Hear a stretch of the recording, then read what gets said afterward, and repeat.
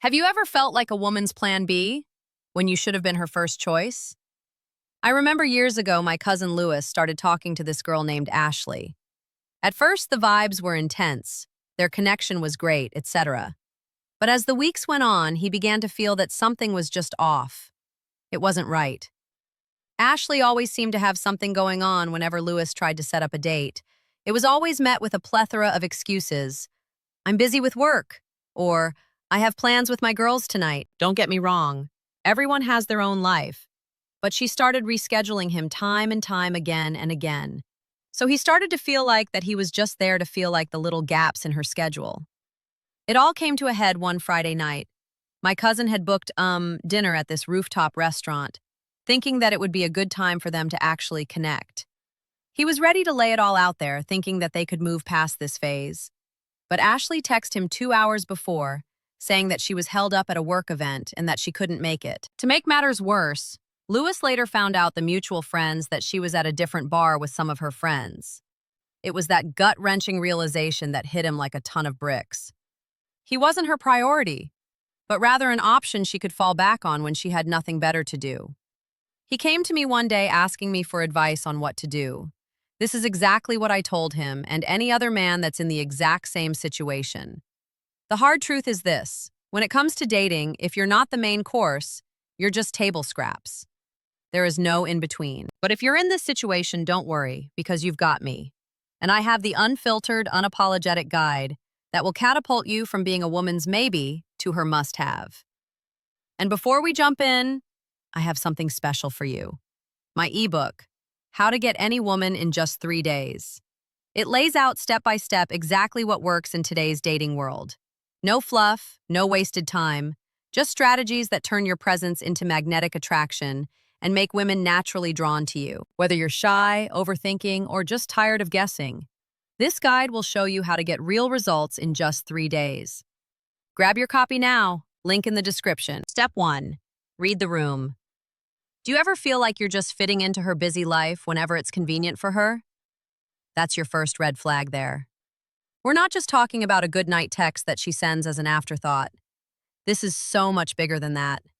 This is about you, your worth, and your presence being relegated to a corner of her life. You should be the damn main event, not an afterthought.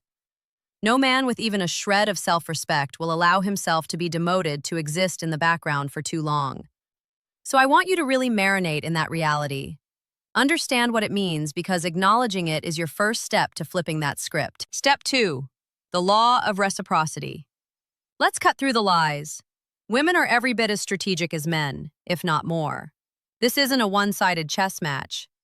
You're putting in the work, showing her attention, and giving her your time and whatever else, and she's giving you breadcrumbs in return. You're not just in a bad deal. You're teaching her that she can get away with it. This sets up a very high-risk dynamic where she understands the benefits of low effort. You're the one inflating her market value without any return on your investment. You have no idea at this point. So what do you do about it? Either you adjust the scales and get the reciprocity your effort deserves, or you pull out of this one-sided transaction altogether. You wouldn't keep pouring money into a bad investment, would you? The same logic applies here. Balance that emotional equation or cut your losses. It's really just as simple as that. Step 3. You come first. You want to be the one she's watching when you walk into a room, don't you? To achieve that, you have to stop treating her like she's the sun and you're just a planet in her orbit. I'm talking about a full mindset shift here, not just ignoring a few calls or turning down a last-minute invite. No, this is about the atmosphere you create, the energy you exude the second you step through that door. What you're aiming for here is an aura of self-importance. Magnetic pull that makes her feel like that she's going to lose her balance if she's not careful. You've got to reframe the dynamics so you're not always the one that's readily available at her every beck and call. You should be living a life is so fulfilling, so packed with purpose, that she starts to question whether she's even really a part of that agenda. Once she senses that your attention and focus have realigned, no longer spotlighting her as the main event, that's when you've got her attention. Because you shift from being an accessory to becoming an essential key in her life, and she's not willing to lose it. One she's not willing to lose. Step 4, the novelty factor. The term familiarity breeds contempt isn't just a saying, it's a hard science. Psychologists call it habituation.